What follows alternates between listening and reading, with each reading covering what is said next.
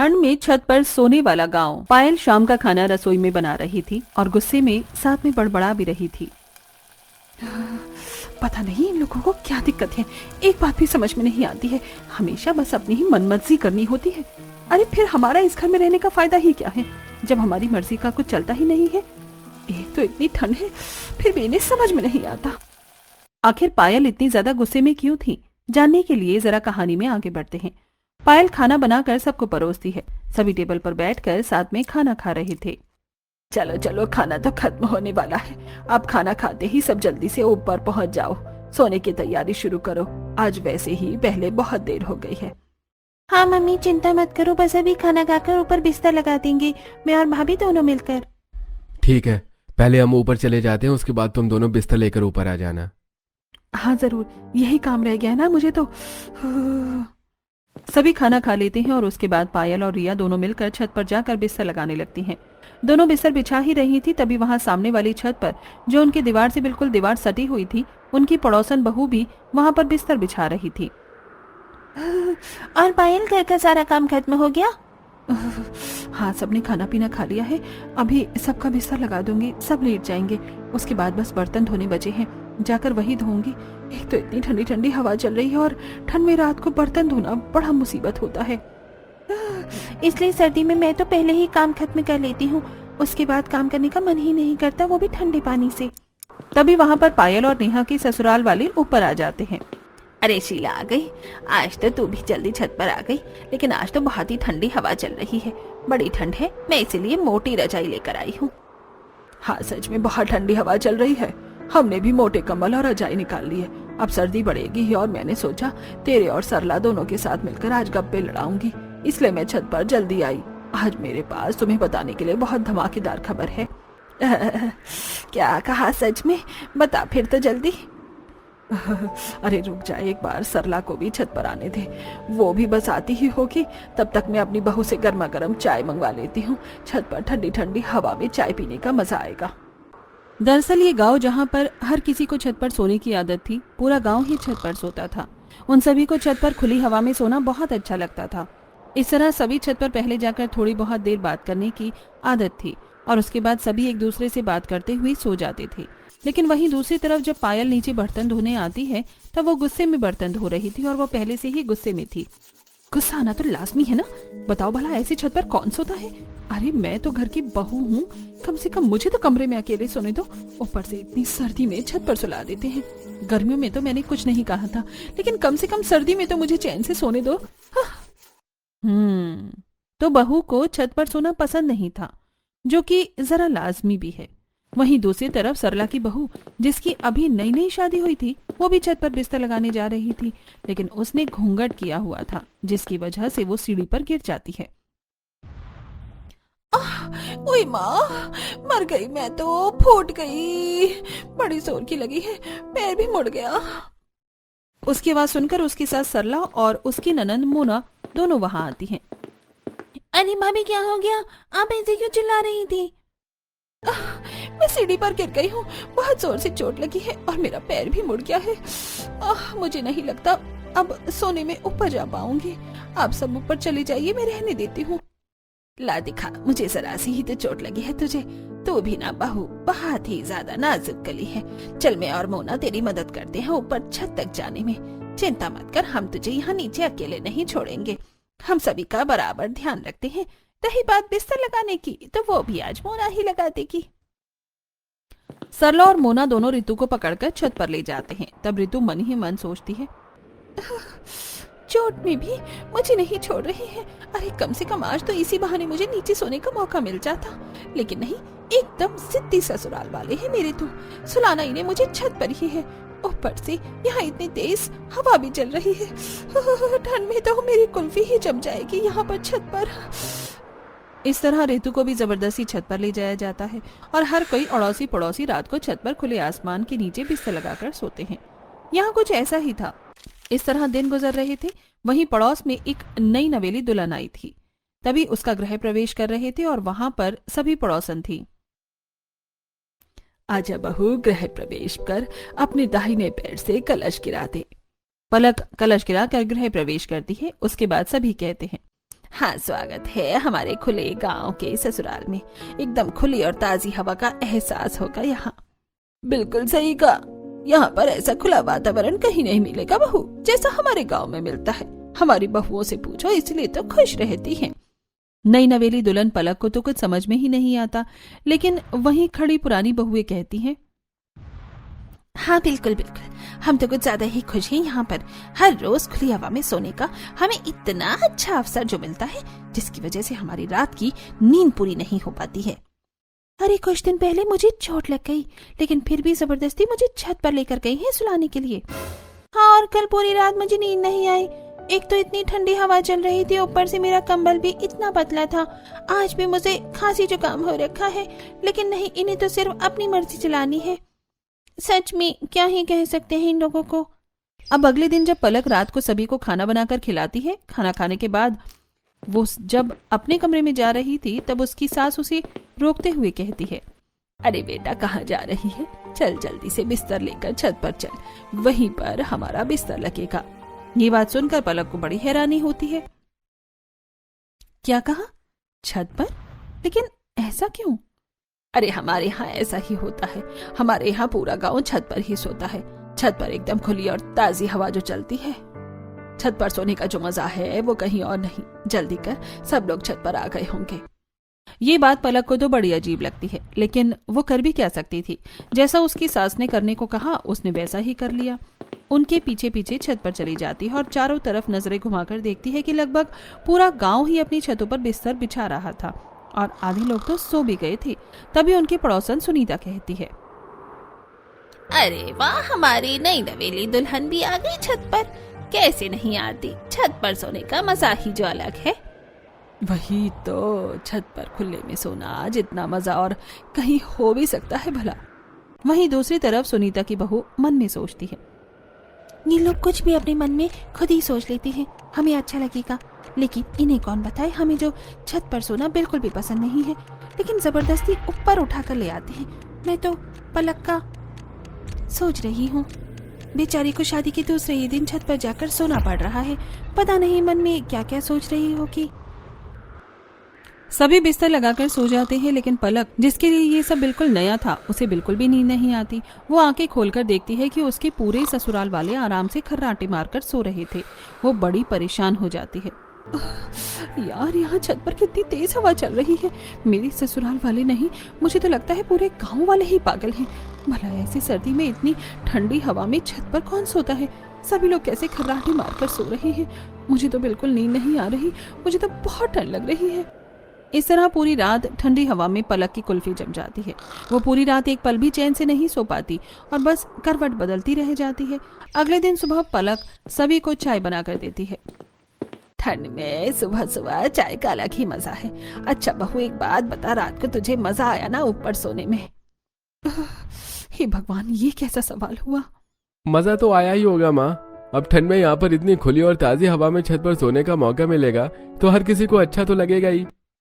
हे भगवान, मुझे तो मेरा पति भी बिल्कुल पागल ही लगता है। ठंड में छत पर कौन सोता है? इस तरह सभी गांव वाले हर रोज छत पर ही सोते थे, लेकिन बहुओं को बिल्कुल भी नींद नहीं आती थी। ना तो उन्हें बिल्कुल भी आदत थी छत पर सोने की, और ऊपर से उन्हें बहुत सी परेशानी भी होती थी। एक रात जब सभी आराम से सो रहे थे, तब पायल, अरे यार, छत पर तो इतने मोटे मोटे मच्छर हैं, लगता है एक ही दिन में ये मेरा सारा खून पी जाएंगे। अब क्या करूं? ऊपर से मुझे बहुत ज्यादा ठंड भी लग रही है। पायल को बिल्कुल भी नींद नहीं आ रही थी और वो आंख बंद करके दोबारा सोने की कोशिश करती है, लेकिन तभी उसकी ननंद रिया उसके ऊपर पैर रख देती है, जिसके बाद उसे गुस्सा आता है। लो जी, बस इसी चीज की कमी रह गई थी। मेरे ऊपर इतना भारी 10 किलो का पैर रख दिया है। सब इतना चिपक कर सोते हैं, बिल्कुल नींद नहीं आती है। पायल गुस्से में रिया का पैर उठाकर फेंक देती है और दोबारा सोने की कोशिश करती है, लेकिन इस बार रिया उसके ऊपर हाथ रख देती है। कौन सी मनहूस घड़ी में मैं आकर इस गांव के ससुराल में फंस गई हूँ। सिर्फ इस ससुराल में नहीं, इस गांव के किसी भी ससुराल में आना बेवकूफी है। इस बार पायल उसका हाथ हटाती है और उसके बाद वो उठकर टहलने के लिए छत के दूसरे कोने पर जाती है। तभी सामने उसे लंबे बालों वाली एक परछाई नजर आती है, जिसे देखकर वो डर जाती है और हल्का चिल्लाती ही है कि चुड़ैल। अरे शांत, चुप हो जा पायल, कोई चुड़ैल नहीं है, मैं हूँ सीमा। अच्छा तुमने तो मुझे डरा ही दिया। तुम अब तक सोई नहीं? अरे यार कहाँ, एक तो इतनी ठंडी हवा चल रही है, बड़ी ठंड लग रही है, ऊपर से इतने मोटे मोटे मच्छर काट रहे हैं, पूछो ही मत। सच में यार मेरा भी यही बुरा हाल है। एक तो मेरे ससुराल वाले इतना चिपक कर सोते हैं, मुझे जगह ही नहीं मिलती। ऊपर से इतनी ठंड में छत पर सोना पड़ रहा है जहाँ बिल्कुल भी नींद नहीं आती। सर्दी में तो इंसान को ज्यादा सोना चाहिए और हमें तो ढंग से रात को भी सोने को नहीं मिल रहा। सच में यार कहाँ फंस गए हम। इस तरह दिन गुजर रहे थे और उन्हें जबरदस्ती छत पर सोना पड़ रहा था। कुछ दिन बाद गली के कोने पर सभी पड़ोसनी इकट्ठा होती हैं। सभी साथ मिलकर बाजार में सब्जी लेने जा रही थी। क्या हाल है तुम सबका? क्या ही हाल हो सकता है, बद से बदतर हो रहा है। पूरी पूरी रात नींद नहीं आती, बस करवट बदलते रह जाते हैं। इतनी ठंड में ऊपर से जुकाम भी हो गया है। सच में इतनी ठंड में ढंग से सोने को भी नहीं मिलता है। देखो तो जरा हमारी हालत को, जीते जागते ज़ॉम्बी लग रहे हैं। सच में मेरी तो कुछ ही दिनों में हालत खराब हो गई है। आप सब तो फिर भी बहुत पहले से यहाँ पर रह रहे हैं, इतना समय कैसे झेला? सच में बस झेलना पड़ रहा है, लेकिन अब मैं बहुत परेशान हो गई हूँ। बस बहुत हो गया। आज मैं अपने ससुराल वालों से इस बारे में बात जरूर करके रहूंगी। हाँ बिल्कुल सही, हमें एक बार अपने ससुराल वालों से इस बारे में बात कर लेनी चाहिए। हालांकि वो हर बार मना करते हैं, लेकिन हमारी हालत तो देखो, तबीयत भी कितनी खराब हो रही है, ऊपर से ठंडी हवा में सोने में। इस तरह गांव की सभी बहुएं अपने ससुराल वालों से बात करने की ठानती हैं। सभी जब सब्जी लेकर घर आती हैं पायल के घर। आज मैं छत पर नहीं सोऊंगी मम्मी जी, मेरा गला बहुत ज्यादा खराब है और तबीयत भी ठीक नहीं है। अरे कोई बात नहीं, छत पर सोने से सब ठीक हो जाएगा।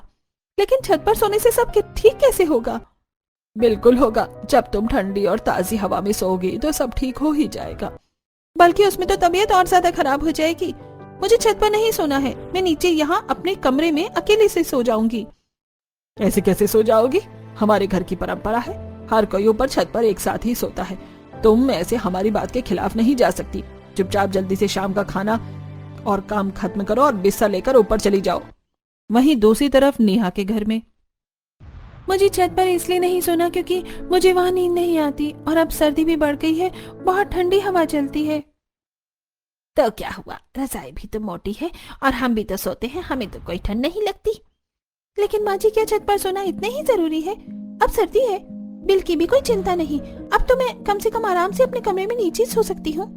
नहीं तुम्हें पता है हमारे गांव में ऐसा ही होता है। पूरा परिवार एक साथ मिलजुल कर रहता है और सभी काम एक साथ करता है। हम खाना भी एक साथ बैठकर खाते हैं और सोएंगे भी एक साथ ही। आगे से इस बारे में कोई बात ना हो। इस तरह हर किसी को वही बात सुनने को मिलती है। अरे भला सोने एक साथ क्यों जरूरी है?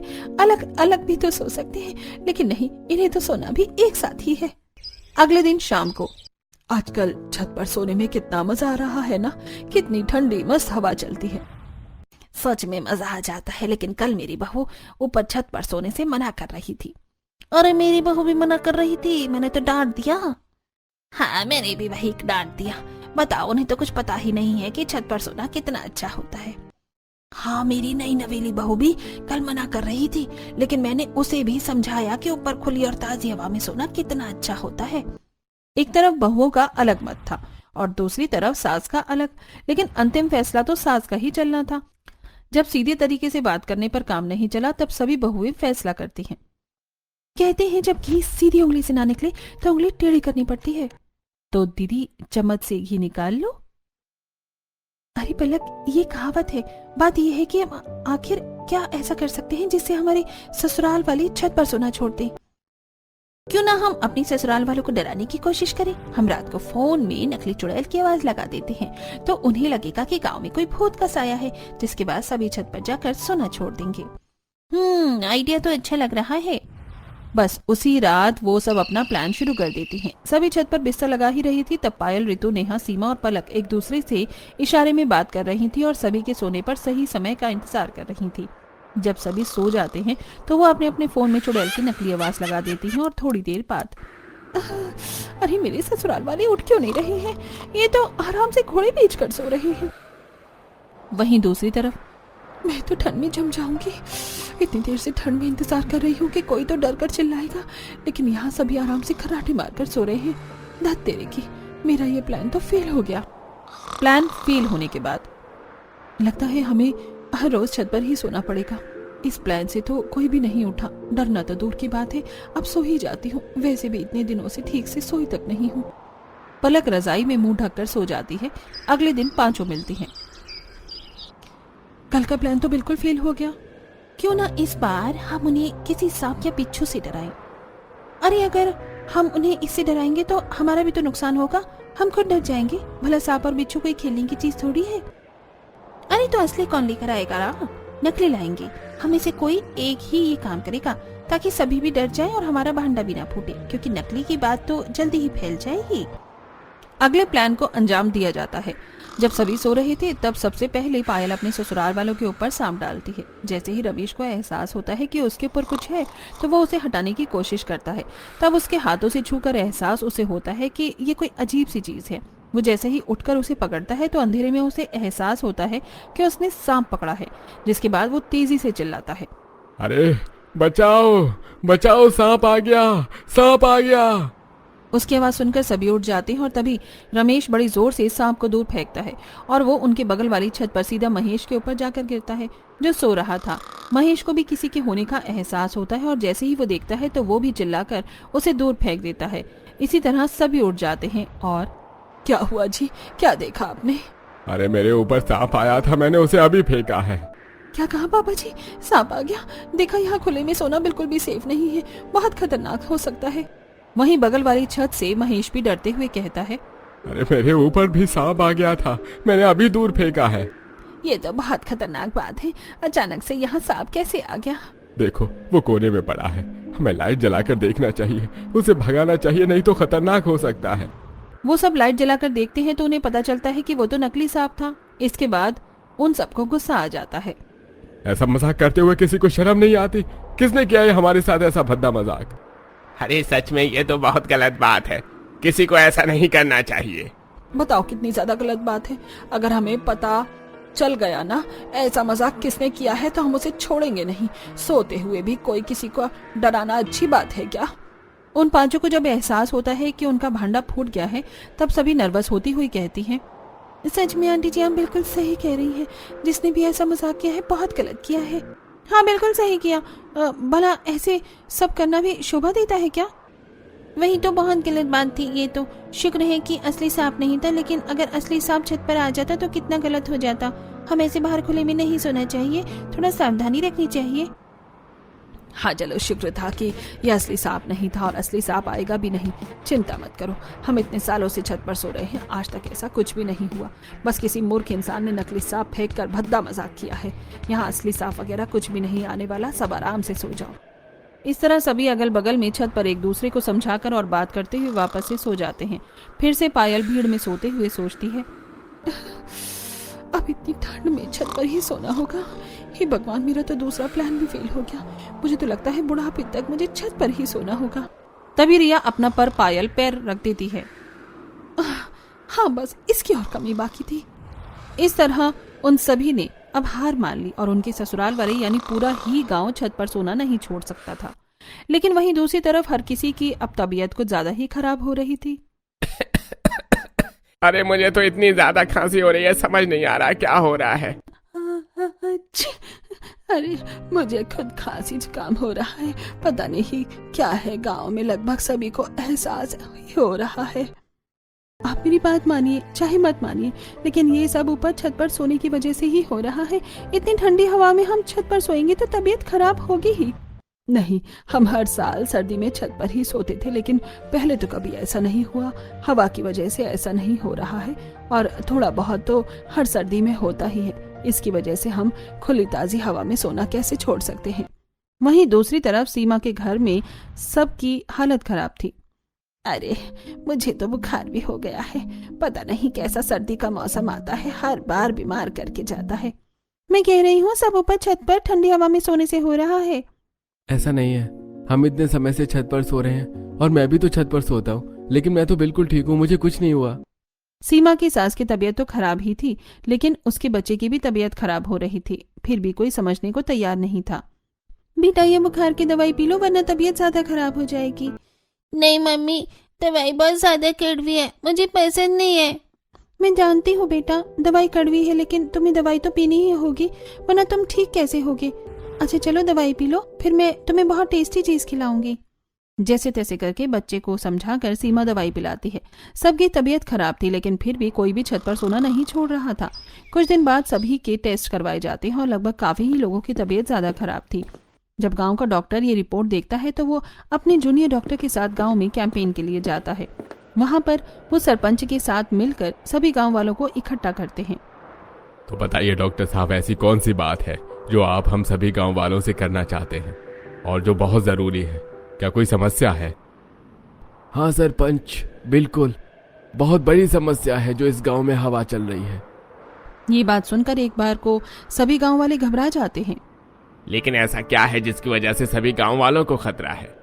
मैं आप सभी को समझाता हूँ। देखिए, आप सभी बहुत समय से ही छत पर सो रहे हैं, जो कि बहुत अच्छी बात है। हमें ऐसा करना चाहिए।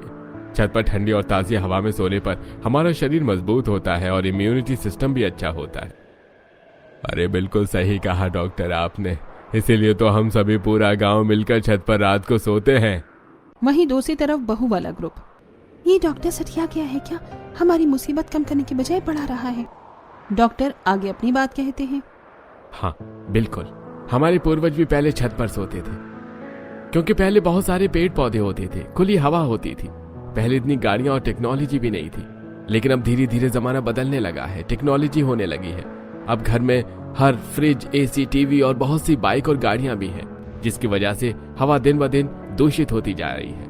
खासकर सर्दियों के मौसम में, जिस समय पराली भी बहुत ज्यादा जलती है, जो कि पॉल्यूशन का बहुत बड़ा कारण है। अरे बिल्कुल सही कहा आपने, लेकिन इन सब बातों का क्या तात्पर्य है? इन सभी बातों का तात्पर्य है कि अब जो आज की हवा है वो पहले के जमाने की तरह बिल्कुल शुद्ध और ताजी नहीं रही, जिसकी वजह से हमारे शरीर में बहुत गंदी हवा जाती है। दिन में तो हमारी मजबूरी होती है घर के बाहर जाकर खेतों में काम करना या हमारा नौकरी करना, लेकिन रात को आप सभी की ऐसी कौन सी मजबूरी है जो आप सब छत पर सोकर इतनी गंदी हवा को अपने शरीर के अंदर लेकर जा रहे हैं? रात को तो हमारा शरीर रेस्ट करता है, सारी गंदी हवा को बाहर निकालता है, लेकिन आप सभी उसे रेस्ट देने के बजाय वही गंदी पोल्यूशन वाली हवा में सोकर अपने शरीर को और दूषित कर रहे हैं। ये बात सुनकर सभी गांव वाले हैरान हो जाते हैं और समझने की कोशिश करते हैं कि आखिर डॉक्टर सच में उनसे क्या कहना चाह रहे थे। देखिए, इसीलिए आधे से ज्यादा गांव बीमार हो रहा है। हर किसी को खांसी, जुकाम, गला खराब हो रहा है, ये सब पोल्यूशन की वजह से। जब मैंने आप सभी की रिपोर्ट को चेक किया और मुझे इसका कारण पता चला, तो मैंने जल्दी से फैसला किया कि आप सभी को इस बारे में बताया जाए। देखिए, ये सोच अच्छी है कि खुली और ताजी हवा में सोना चाहिए, लेकिन आजकल वो खुली और ताजी हवा है कहाँ?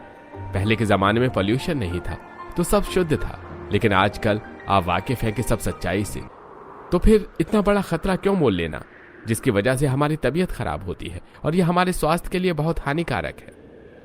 अरे बिल्कुल सही कहा डॉक्टर ने। तो आप सभी गांव वाले अगर अपने स्वास्थ्य को सही करना चाहते हैं तो सर्दियों में खासकर छत पर न सोया जाए, तभी पोल्यूशन ज्यादा होता है और गर्मी में इतनी परेशानी नहीं होती। अरे तो गांव वालों, सभी ध्यान से सुनो। हमारी पुरानी जो प्रथा थी छत पर सोने की, वो पुराने जमाने के हिसाब से ठीक थी, लेकिन बदलते समय के हिसाब से और बढ़ते पोल्यूशन की वजह से अब हमें फैसला लेंगे कि छत पर कोई न सोए। खासकर सर्दियों में सभी अपने परिवार के साथ अब नीचे अपने कमरों में ही सोएंगे। इस तरीके से ऑफिशियली ये गांव के सरपंच द्वारा निर्धारित हो जाता है। सभी गांव वालों को भी ये बात समझ आ जाती है और वो भी छत पर सोने का फैसला छोड़ देते हैं। सभी डॉक्टर के पास जाकर धन्यवाद करती हैं। हमें खुशी है कि हमारी बात सुनने के बाद आपने सभी को समझाने का निर्णय लिया। हमारी मदद करने के लिए आपका बहुत बहुत शुक्रिया। ये तो मेरा फर्ज है, एक डॉक्टर का फर्ज है सबकी जान बचाना और उन्हें सभी सही चीज से अवगत कराना। जब मुझे पता चला कि तबीयत खराब होने के बाद भी कोई नहीं मान रहा है और ये बहुत खतरनाक भी है, तो मेरा मन नहीं माना पीछे हटने का। मैंने निर्णय लिया कि सभी को अगर इस बारे में समझाया जाए। सच में हम सभी इन्हें समझा कर परेशान हो गए थे, लेकिन कोई हमारी बात समझने को तैयार ही नहीं था। आपकी वजह से गांव की ये समस्या सॉल्व हो गई है। वो सभी डॉक्टर को धन्यवाद करती हैं और डॉक्टर वहां से चला जाता है। उन्हीं के कहने पर डॉक्टर सभी को समझाने आया था। अब इस तरह उन सभी को भी ठंड में छत पर सोने से छुटकारा मिल जाता है और अब गांववासी अपने परिवार के साथ नीचे अपने अपने कमरों में ही सोते हैं।